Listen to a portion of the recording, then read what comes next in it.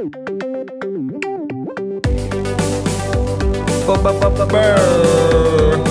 up, everybody? Welcome to the Noonchi Podcast.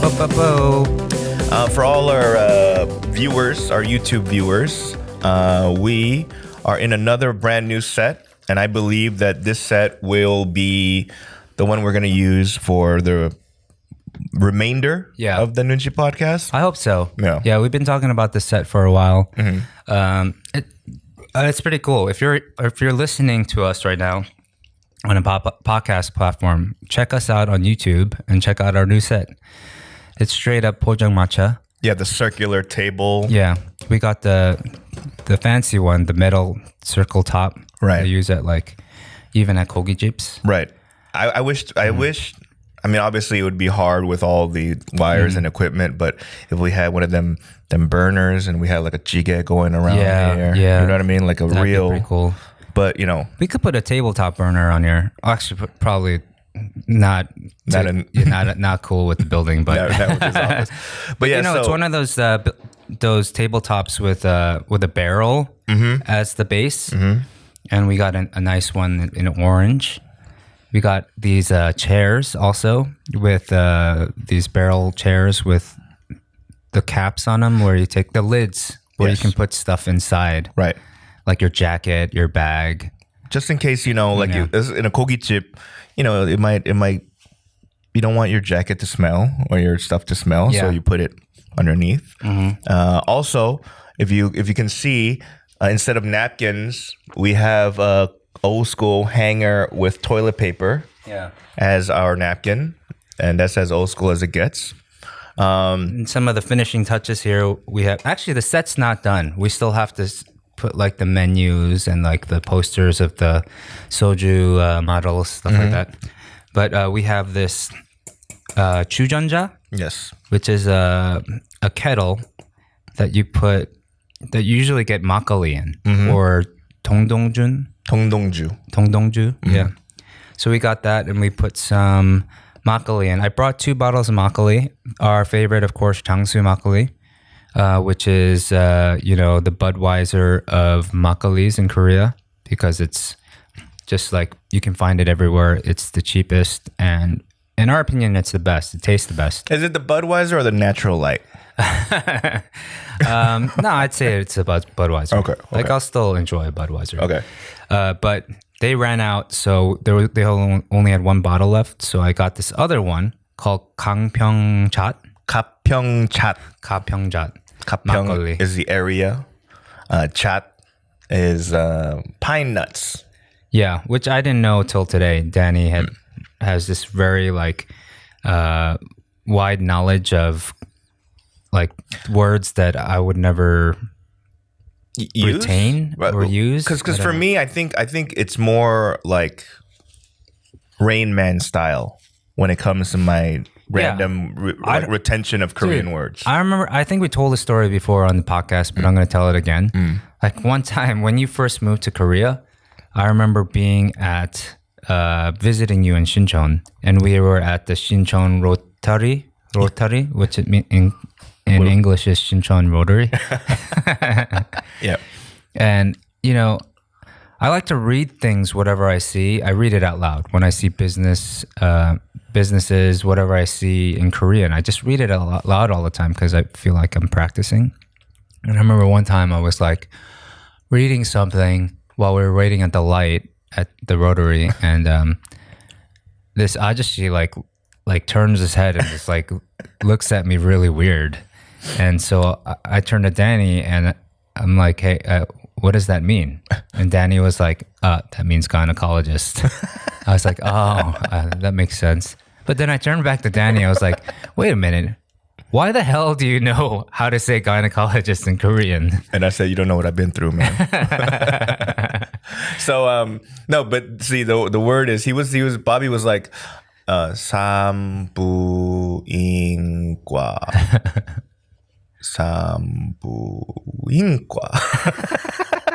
Sanbuinka. Right. By the way, Mangwon-dong. Mangwon-dong. You know how I know that that word, Sanbuinka, by the way? Yeah, I want to know. So there is this. It's like a big ass building in like I want to say Shinsa, right? Yeah. And in Korean it says 산부인과, right? Yeah.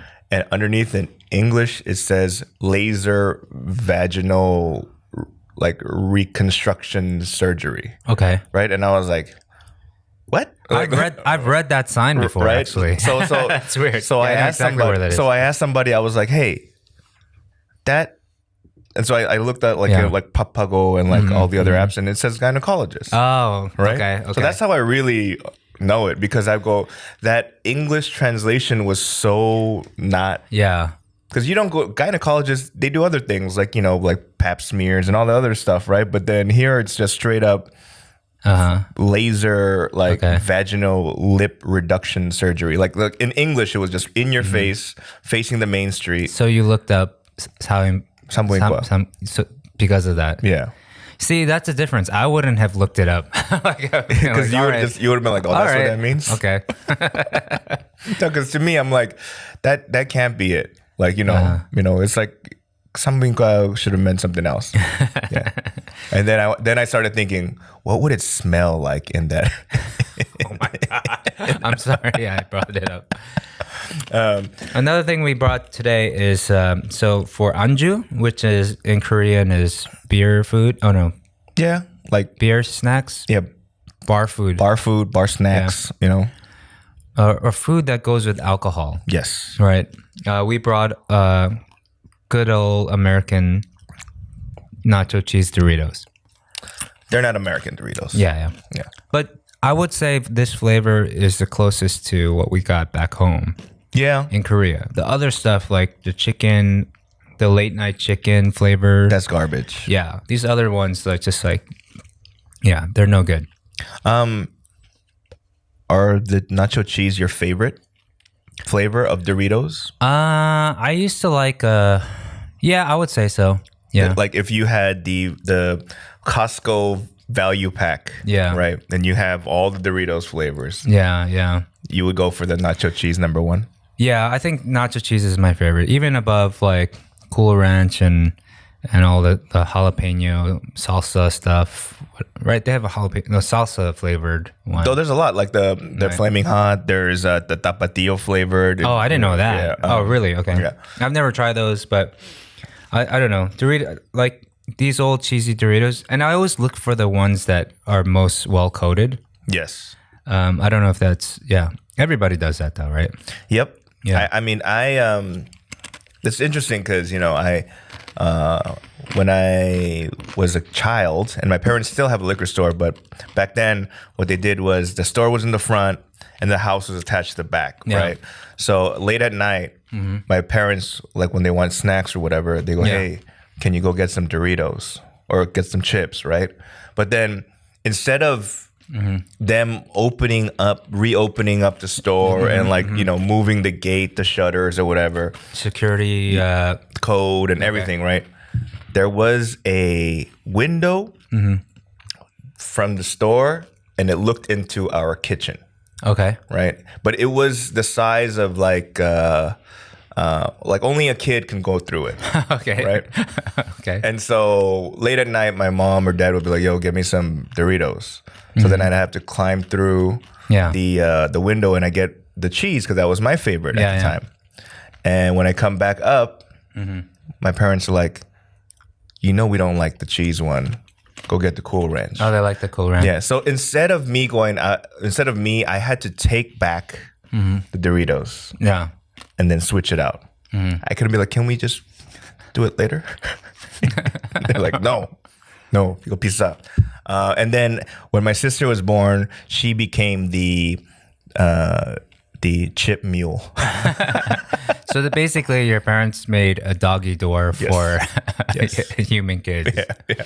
Right. And even when my cousins came over, when my sister was born, we'd make her get the Flaming Hot Cheetos or the Arizona iced teas, or like all of those stuff, right? I love how Arizona iced tea had the price on the can. Yeah. It said like 99 cents. Yeah.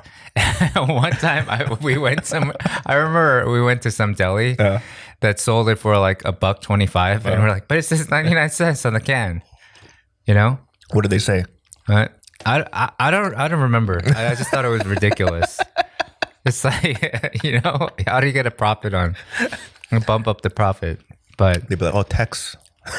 Oh man, dude! But I envy that you had your store to get like snacks and candy and beer. Even, you know, like I didn't. Yeah, but porno mags. Did you guys have like those kind of? Like we didn't have porno mags because I think my parents would probably know that I would have got all. They didn't sell it because of you guys. I think it was me. I think they'd probably be like, this guy is a pervert, and this is not going to help. But what we did have was what would have happened was you would have probably sold them to kids at school and made money. I think. Well, number one, it would have been that. Yeah. But also, like, the magazines would only have like 3 pages after that. Did you? But you had other magazines. Yeah. So they had like it's like the you know how like Maxim and FHM type of magazines, but it wasn't those. It was before Maxim and FHM existed. Oh, we're talking like 80s. So, yeah, right. It was like the 90s. Mexican or Latin telenovela magazine. It's like Soap Opera Digest. Right. For Latino. But it was glossy and it was all these like hot, you know, Latina actresses, you know, like looking fierce or in a bikini or whatever. And so, yeah, that was the first like magazine that I jacked off to. Oh my God. Yeah. And now I'm kind of like, damn, why did I ask? I mean, dude, I got to a point where I actually jacked off to like National Geographic, like tribe titties. Tribal titties. Well, you know. Hey. Man. Yeah. I'm not sure if I told the story about the first time I bought a porno mag. No, I don't even know this story. Actually, I've never bought a porno mag in my life, but I've tried. I was 18 and I tried to go buy it. I remember. But you're legal. 18 is legal, right? Yeah. But I went because I was told to. Okay. Well, I'll give you some backstory. No, let me tell you this story first, right? But I went and had to buy it. But you remember I told you I only got $20 a week for like just to survive. And then I remember going to buy it. It was across the street where I lived on the corner, at the corner bodega. And I went in and I was really nervous. I was really ashamed, you know, and scared because, you know, I'm like this church kid. I went to church every weekend and, you know, I got into Christian college. I was going to go to a Christian college and be a pastor and all that stuff. And I went to go buy this porno mag. And I didn't know how much it was. Like, I've never bought anything like that in my life, you know? I just, so I brought, like, I had like $8 on me or $7 and change. And I remember grabbing it, taking it to the cashier, and then them telling me that it was like $8 or $9. And I was like, oh my gosh, I just went through all that and I can't even buy it. This is it was so embarrassing. So I ended up not buying it, but I guess I should tell you why. Yeah. Somebody told me to buy it.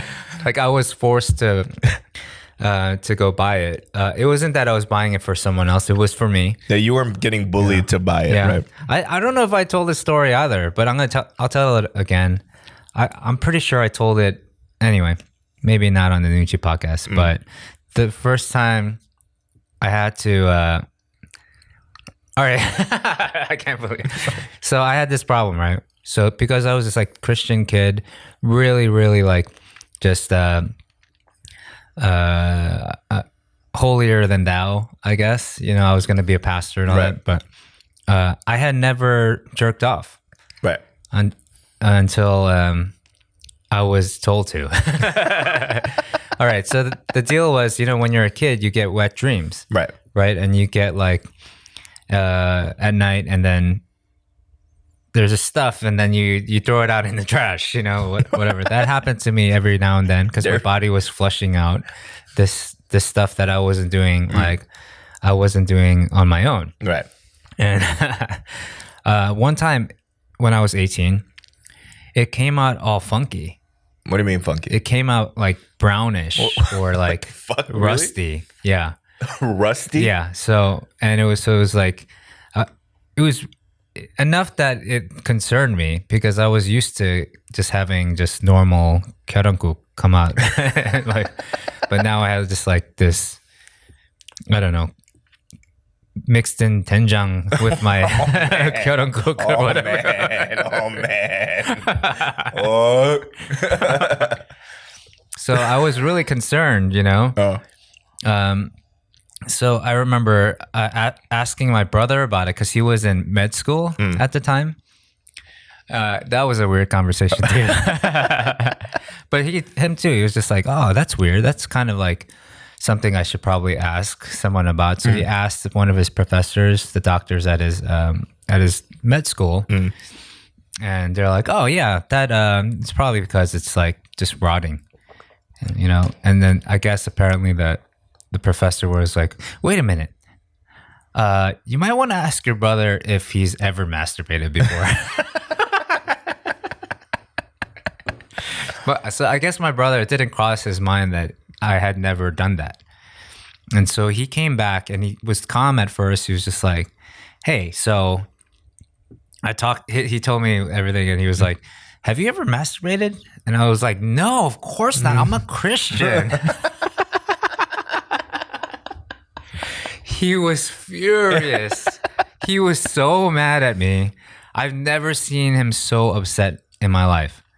Like, and it didn't make sense to me that he would be upset. I thought he would be proud. Like my brother is very morally like, secure. I guess I don't know. Right. I always thought it was really wrong, and I was taught that in church that that kind of thing was sinful, and I didn't want to sin, and I don't want to go to hell, is what they used to put the way they put it.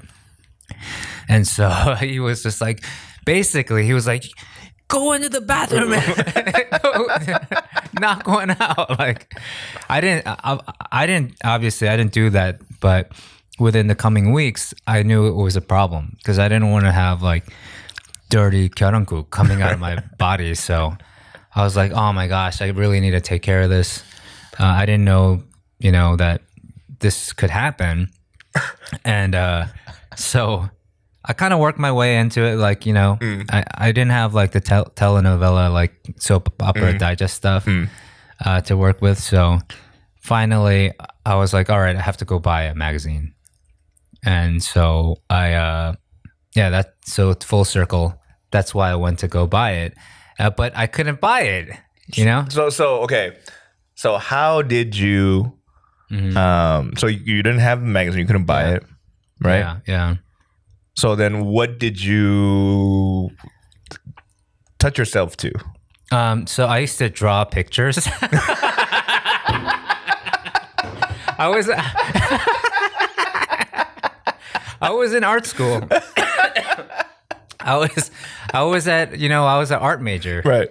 At LaGuardia. Right. I went to this performing arts, music and art high school, and I could draw, I was like, so I used to draw like ladies.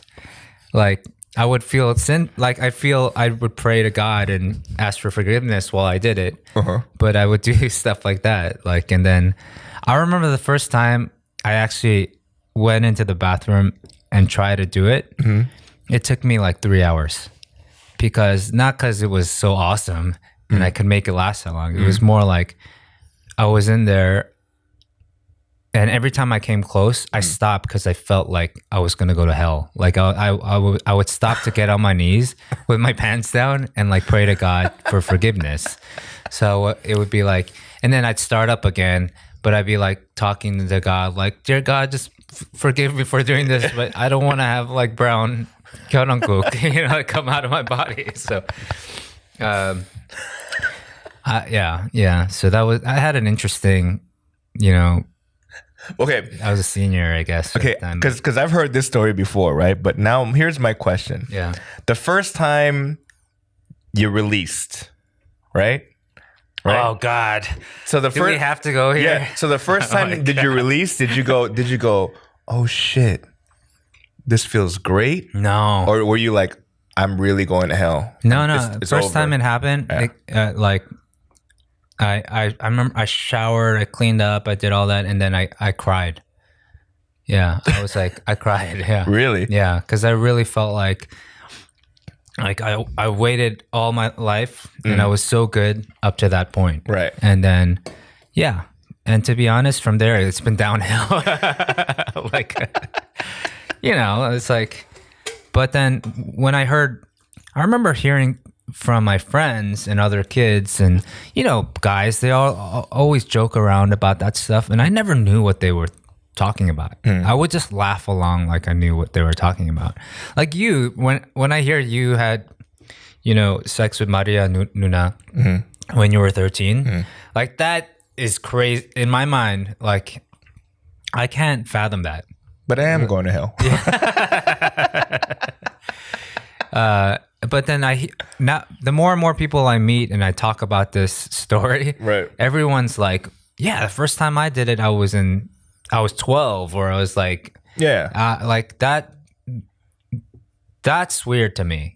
Because I actually know... But I know it's weird that my story is even more weird now. So. No. Actually, I know late bloomers like you in Korea. Right?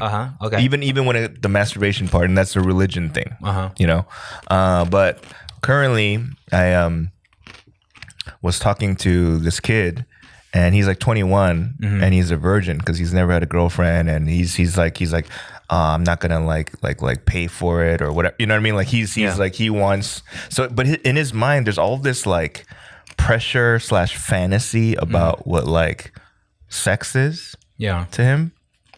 Is he a stand-up? Yes.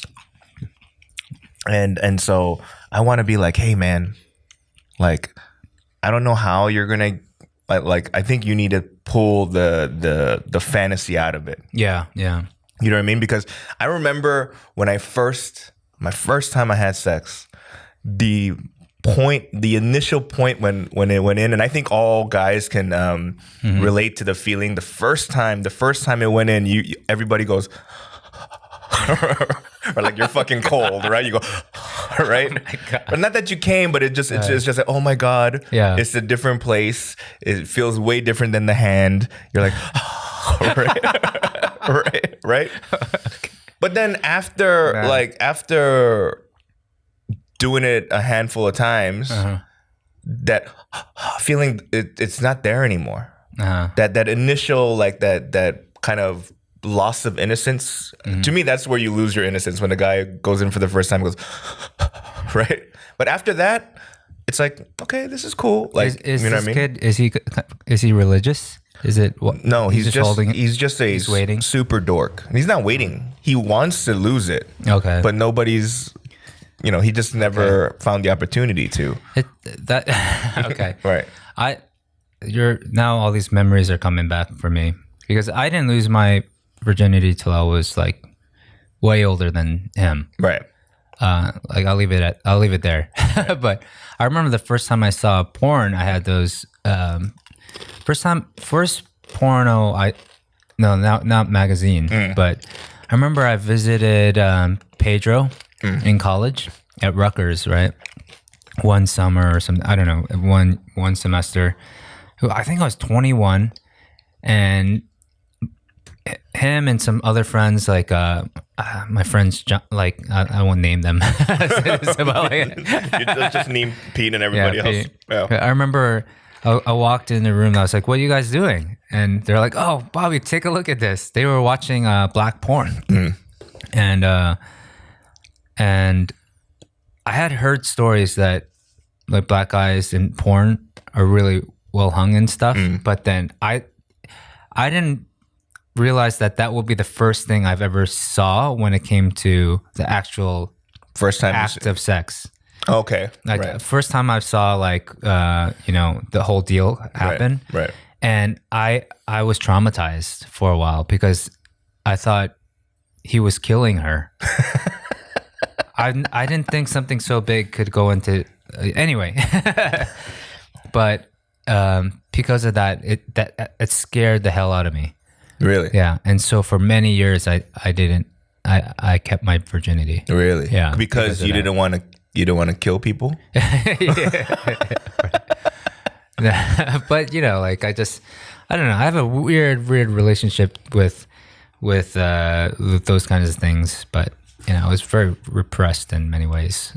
Actually, the first time I watched a porno was, I think I was like 12 or 13, and my cousin showed it to me. Right? That's weird. Yeah, my cousin showed it to me, and he's a bit older than me, and then.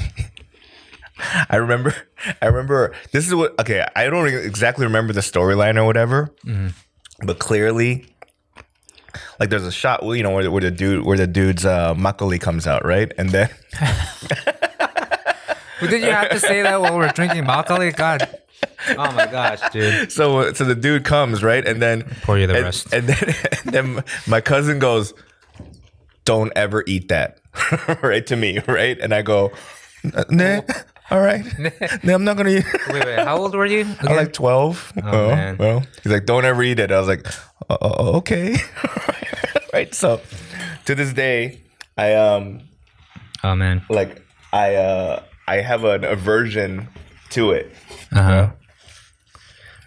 Just meanwhile, the makgeolli bottle just exploded. No, but it is funny though. Like, I don't know how the first close to 30 minutes of this podcast became just like sex ed. We're gonna change the subject real soon. It's my fault. I kept bringing it up. Yeah. But you know what? I think the listeners and viewers will accept you bringing it up and your like your doenjang kerangguk story. Yeah, compared to whatever my stories are, because they just be like, that's disgusting. But to you, they'll be like, oh, Bobby's such a, oh, they have that. You know what? That's what I don't like about our dynamic. Yeah. Is that well, you're equally a shithead, but then can we talk about that? Actually, can we talk about how? Can we talk about how your special is coming out, but because it's so raunchy, that there's certain people that don't want to be associated with it. Well, I can't name the names of the thing, but it's which I think is ridiculous. I think it's silly, but more than that, I think it's cowardly. Yeah. No, I mean, like, so, and to be honest, like this, the entertainment business in Korea, I haven't been here long enough, right? But then within the 3 years, I've experienced and seen some things where you're like, God damn, this is stupid, right? And so, it is what it is. But, it's coming out in Korean. Matcha Play, July 24th. It's my first 30-minute special. And it's only available on Matcha? Yes. Okay. I'll figure out what to bootleg it. Yeah. You were there. You saw both shows. You were both tapings. Yeah, but I want to see what they did with it. Like, I want to hear the laugh tracks that they added. You know what? They I saw the final cut. And, yeah. I saw the final cut. And I went, are you happy? And I was like, oh, they actually took out the laughter. Oh, really? Not only did they not add laugh tracks, they actually took out the reaction. Why? And I was like, what are you doing? He's like, oh, I think it's distracting when people laugh. And I was like, what the fuck are you guys talking about? Right? Like, what are you talking about? Yeah. Like, I think it's distracting when people laugh on a comedy special. And I said, oh, I think you don't know what the fuck you're talking about. How about that? So, it's a lot. I think it's okay to add laughter. Like, I think it's maybe dishonest to add laughter if there wasn't laughter. But the fact is, those jokes have gotten laughter one night or another. Right. Maybe in the night that you film, maybe it's a different vibe and you don't get that laugh. That's why I'm okay with it. Because I know that you've gotten laughter from those jokes before. And it deserves, that sometimes it's just like, you're nervous when you're shooting a special, I guess. I don't know, there's cameras on you, there's more pressure. But really, I've seen you kill with all of those jokes before, so I'm okay with the idea of there being a laugh track added to it. For like when I saw, I seen like Mitch Hedberg specials, right, without the laugh tracks. Yeah. And they're pretty hard to watch. Yeah, there's I think it's still available on YouTube, but Mitch Hedberg's uncut taping of his Comedy Central's taping, that first half was just him bombing, right? But you know what it is you know, there are people that are not familiar with him. Yeah. And it's pretty much like a paid audience to come in and just react. And they're just like, I don't get it. Yeah. But then halfway into it, they understood it. So when you see the edited version, the polished version, he has a tremendous set. I mean, he's in my top 5 because of those specials. Right. And if I had known he was bombing, it might have been worse. But I've seen him kill in real life with those jokes as well because he was in the right room. Yeah. So for specials, I think it's okay to edit it in that way. Because if you're filming a 30-minute special, hour special, it's because you earn the right to do it. Like somebody else is paying for it because they know you're worth it, right? So yeah, it's not like just someone like, I want to be a stand-up. I'm going to make a special. I'm going to throw all this money behind it. It's not that situation. Like you're like a comic that's been around for 20 years and you've slayed. And I want to see the full experience. And I think it's totally legit. But now I can't wait to see it without the laugh track so I can so we could talk about it. No, I want to show you the first cut that I saw where they took out the laughter. Yeah. You were there for both shows. I was there for both shows. Certain jokes didn't hit on certain shows, right? Yeah. But it literally they didn't even wait for me to get to the there was no reaction. I went from the end of this joke to the next joke right away, right? And I go, they cut out I went, hey guys, what's all this other shit right here? Right. Where's all that? So that's the stuff that's frustrating with the comedy stuff. But you know, this past week, Thursday, Friday, and Saturday. Yeah. Thursday. Shows, right? Yeah, I have performed every Thursday, Friday, and Saturday, right? But Thursday and Friday, I ate fucking bags of shit, just fucking piles. I just not only the whole what do you call it? The whole lineup just ate shit, right? Yeah, but I mean, I feel like it's in your blood. Yeah, like that's why you're a comic. That you've earned the right to be a comic because even though you eat shit, like you go back. Yeah, and you're in Korea and you're doing stand up in Korean. Like that's amazing to me. It's like me coming to Korea and singing in Korean, and I've been here longer than you, and I still won't do it. You know, because I know how hard it is. So yeah, I don't know. I just wanted to make you feel better, but I don't know. No, it didn't do it. No, not to say that you seem sad. No, so I ate loads of shit, and it got to a point where I go, look, man, I perform 3 times a week. I need to have at least one good show. Yeah. Right, so I feel you. So Saturday comes. It was yesterday. And the whole lineup's eating shit again. I'm like, what the fuck is going on? Like, these kids aren't that bad. Why are they eating shit? Right. Yeah. And, you know, it's a part of it is people don't know what stand-up is. They don't know how to react still, right? So that's one thing. Yeah. And the other thing is once the audience starts reacting like that, they're not veteran enough to figure out how to change it. They just kind of feel that vibe and then just get affected by it. And then they all kind of tank, right? Okay. So I get up on stage and first few bits, lukewarm. I said, oh, what the fuck? Yeah. These are openers that are have about a 90% success rate. Yeah. What the fuck is going on? Yeah. So I went up and I said, you know what, guys?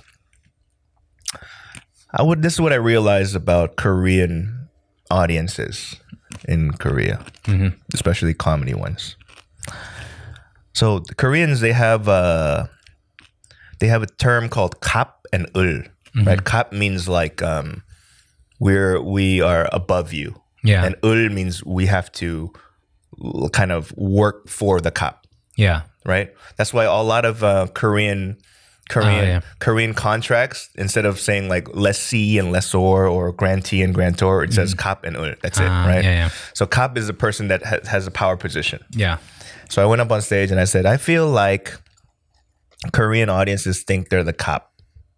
Okay. You know? And then we performers are the ul. Yeah.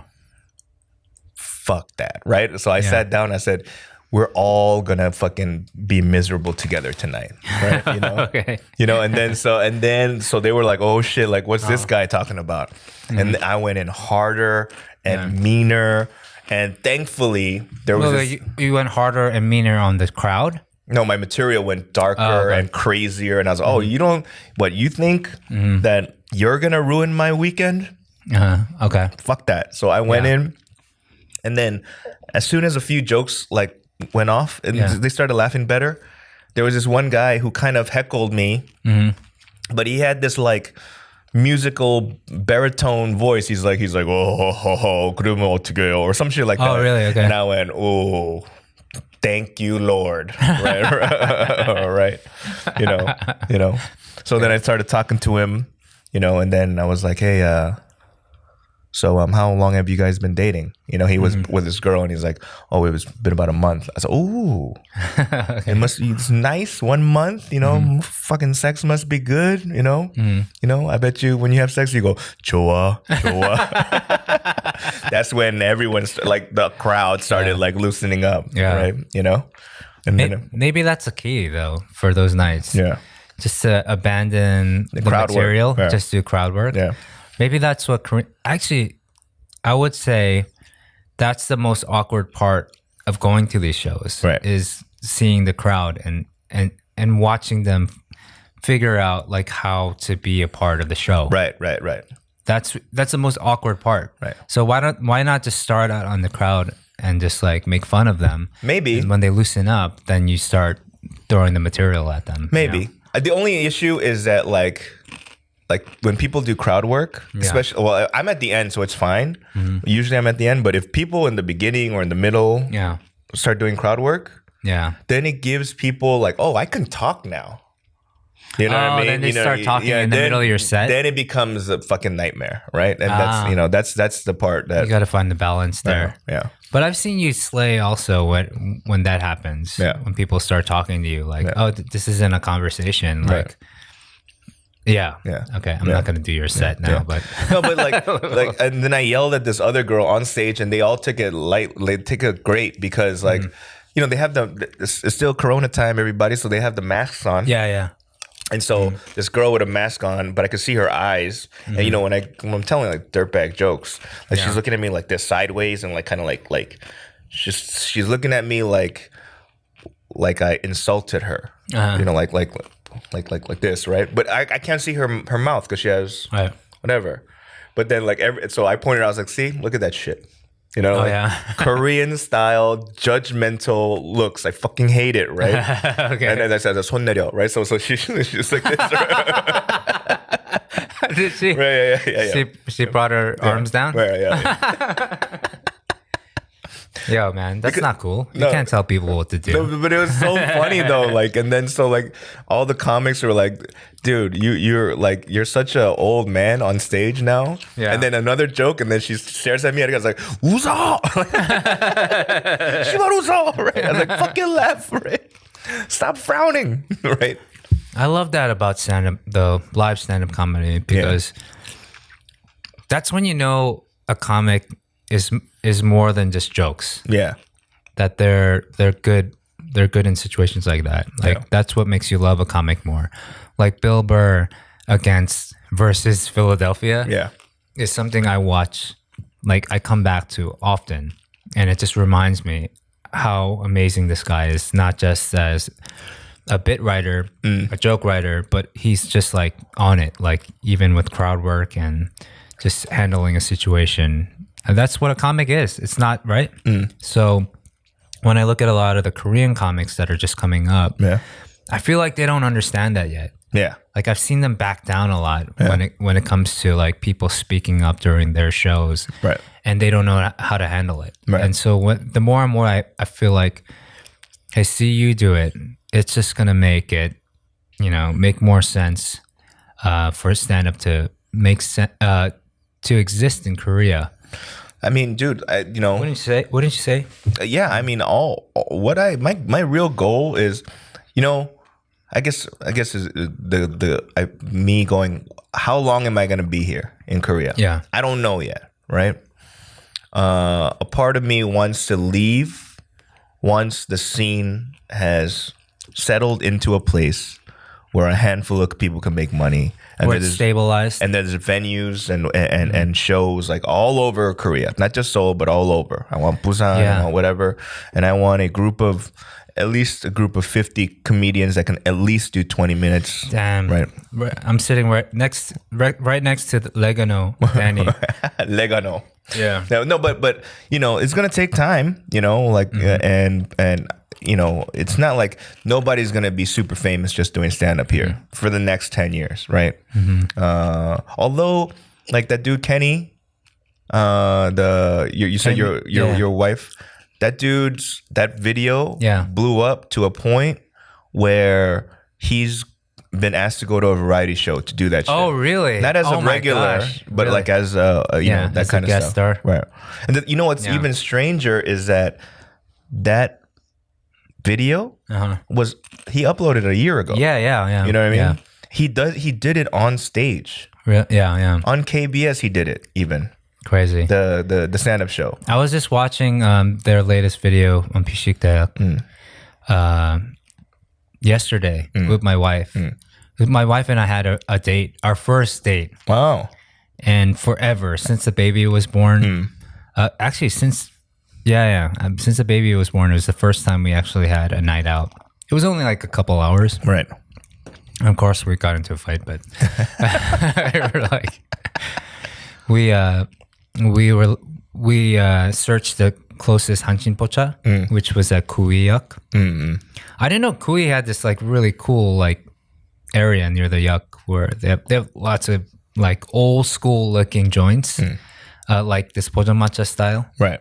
I think we should go there, hang out there more. But anyway, we went to the Hanshin Pocha there, and then because we love takbar, we eat takbar because it's spicy to the point where it's annoying and you sweat and you're cursing. Like, why is this so spicy? But you're enjoying it because everything you worry about, you don't think about it because it's so spicy. You're like, what the F? So that's why they say it's a stress relief, right? Yeah, and it really works. Right. And for us, we did that. We went there to get some, to blow off some steam. We started arguing for. Actually, it wasn't really that big of a fight, but it's because we need it wasn't just like stress relief, but we also had to get some stuff out, and it was good. It was like, I think we need to do that more often. And my in-laws were just amazing. They took care of Benji for a few hours, and then I don't know why I brought that up, but because you saw the Pishik Dayak guys. Oh yeah, we were watching that together at the beginning of our date. Because I was watching it because I was at work yesterday for some reason, and after work, it was Saturday, like we decided just to meet there instead of meeting at home and going together. So we met there. While I was on the train, I was looking at YouTube videos and the Pishik Dayak stuff came out, so I was watching that.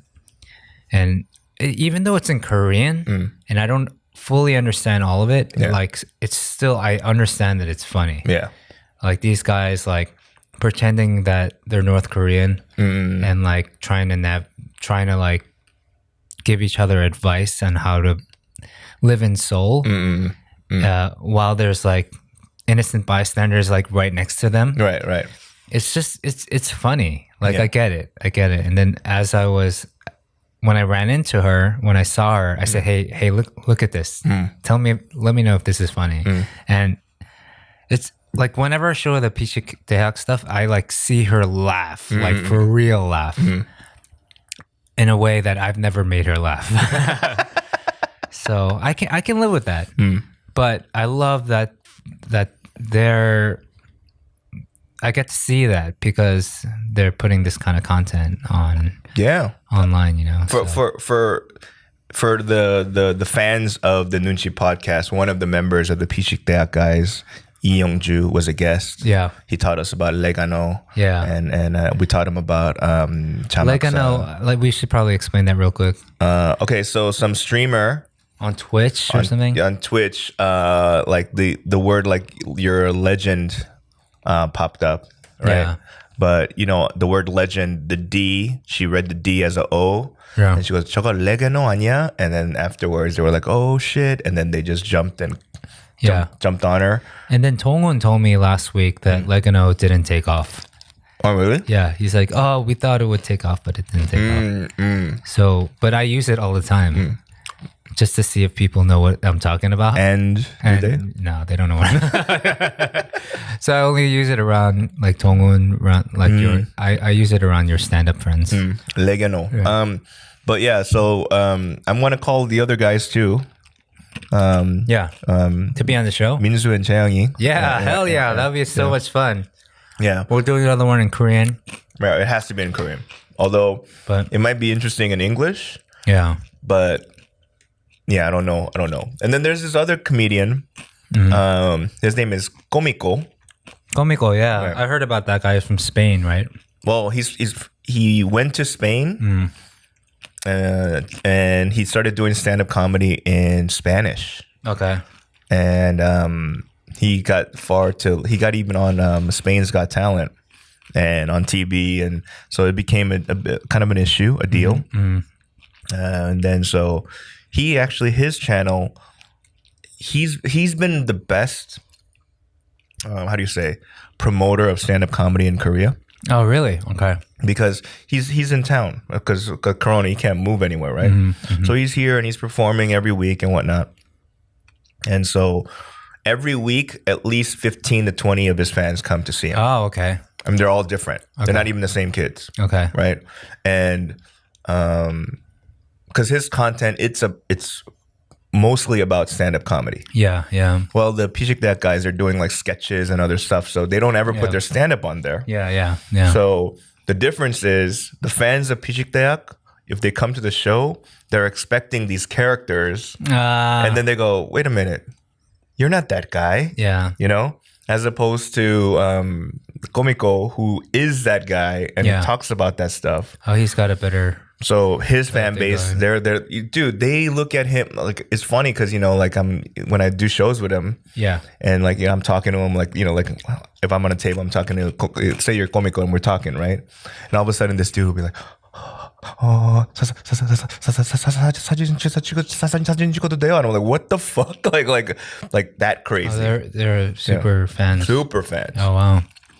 So because of him, for the last 2 months, the Hongdae Craft House, the Hongdae shows, been sold out. So what's that? That's great news. Yeah. So it's awesome. And now hopefully the other shows kind of pick up too. You know. Yeah. Because the Songsu show that you went to, it's not doing amazing. It's just afloat, but you know.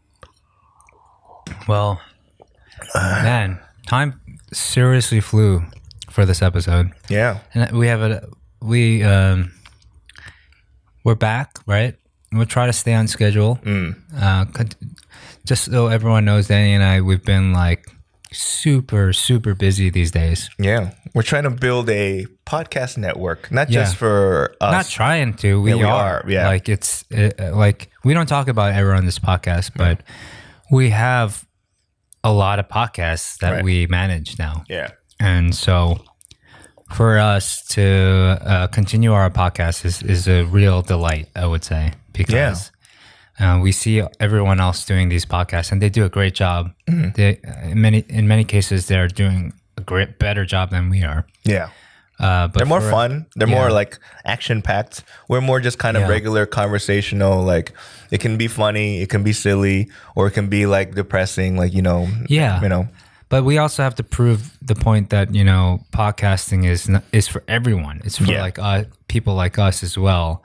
It's not and I think it's a great thing. I think podcasting should be a big thing in Korea. Yeah. Dude, Hannah hit me up. Hannah was like, "Oh yeah, yeah." Hannah was like, "I want to go again." Yeah, right. And then she goes, "You guys are not stopping, right? You haven't put up in a long time." Oh yeah, tell her to come back. Like, I saw her this weekend. For that matter, like all of our guests that we've had on the show, we would love to have you back. It's like having reoccurring guests. That's a huge thing. Like that's what we loved about. I mean, not to say radio's dead, but what it turned into with like Opie and Anthony, stuff like that. Having Patrice on all the time, stuff like Bill Burr coming by whenever they wanted. Yeah, I want that spirit of radio to transfer to the podcast spirit as well. So the format. If Hannah could come back, that'd be awesome. You know what's interesting? Like, so what was it? Friday? On Friday, it was someone's wedding party that I had to go to, right? Uh-huh.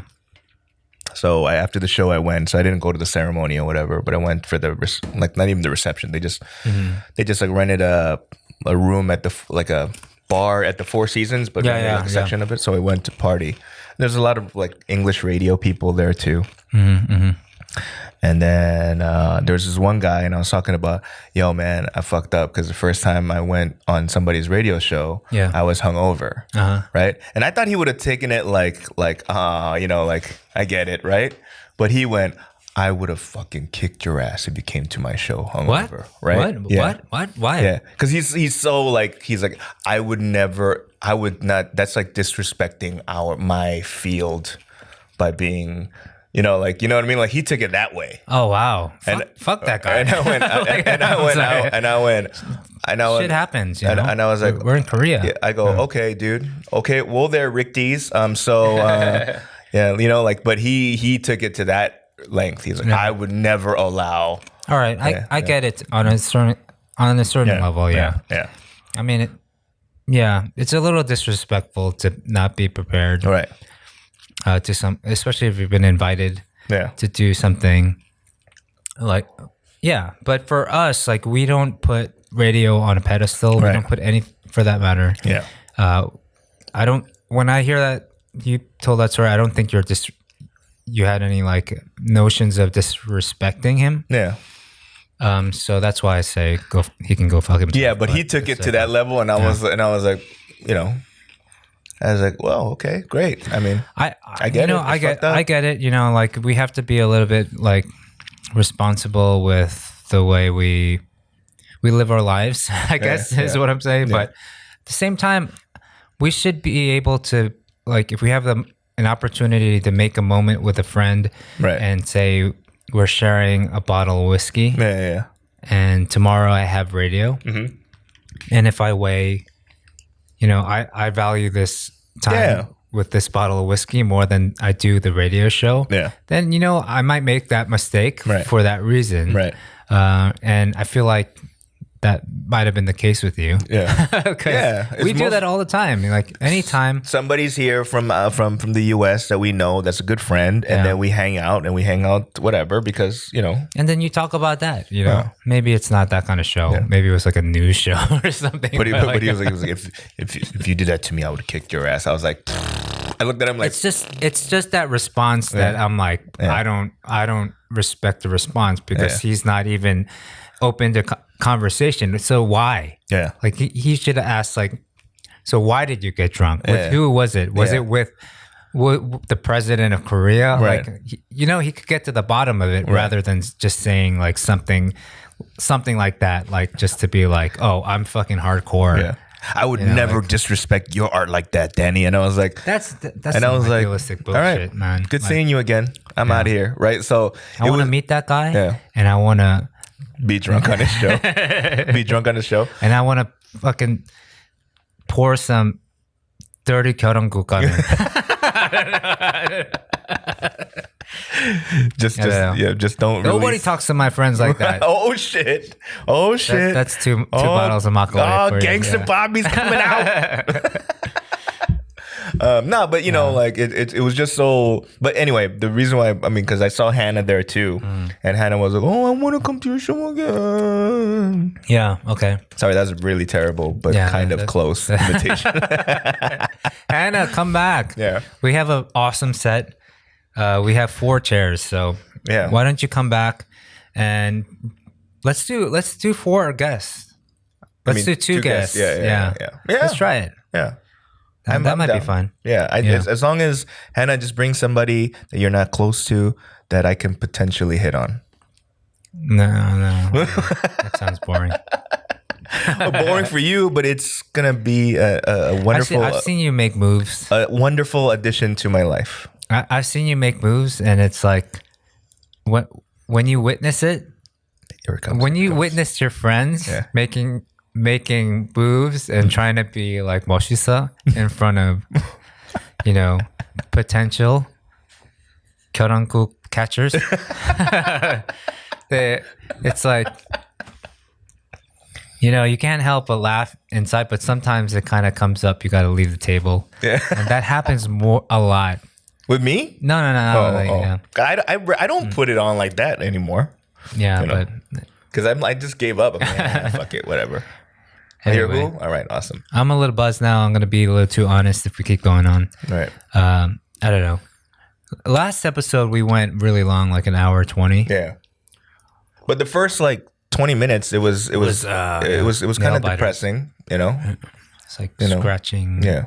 Yeah, it was like. But then we talked about like, you know, stupid shit like good podcast ideas like in front of plastic surgery places, and where I said that the name of the show should be but yeah, I mean, let's wrap up. Thank you for listening. Hope you guys like the new set. If you have any feedback, let us know in the comments or email us. And Noonchi Podcast. Please check it out on YouTube for once, because we got this really cool set now. And it's actually, I think it's making the content better also, what we're talking about, because it feels like we're at the point. This is how me and Danny on a regular basis meet up and we talk and we shoot the shit. So I think this is a good way for us to be more open. We'll do the makgeolli every now and then. We'll change it up. We got this water bottle, so we can do the green lantern soju mixes. I think we need to show them in a future episode. All right, we won't say what it is now. We'll do it next time or the time after. And go, if you're in Korea, go order food from Itaewon. Yes. Yeah, man. Itaewon needs your help, guys. Suffering, man. Yeah. Like get food from Itaewon, hang out. It's probably the safest place in Seoul right now, but people are staying away from there for stigma reasons. Yeah. So go and please help those businesses. They need your help. Shout out to all our friends out there. I'm not gonna name them because I feel like I'm gonna forget some. But you know who you are. Yeah. All of them. You know. And much love. One love. Later. All right. Later, guys. Later.